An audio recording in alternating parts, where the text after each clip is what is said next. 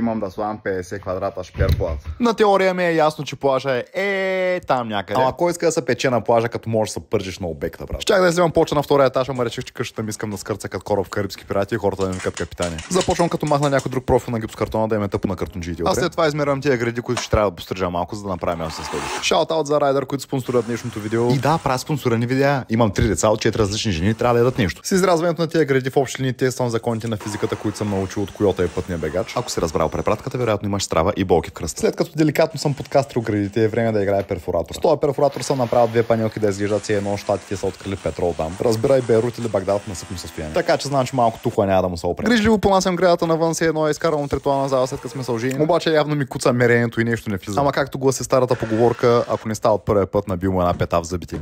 Мисля, че Ганди го беше казал това. След всички тези предварителни дейности е време за реалната забава. Като сърдечен хирург на две големи водки почвам да режа и да меря и да меря и да режа. На този етап вече съм склонен да вярвам, че ако днес се замина с всички пръсти, денят ще е успешен. Разкроявам шперплата с лазерна прецизност, защото съм много прецизен, циркулярът ми има лазер. За по-убедителни резултати слагам един нивел отгоре да изглежда, че знам какво правя. След има няма 12 часа мъка и блъскане съм вече най-после готов.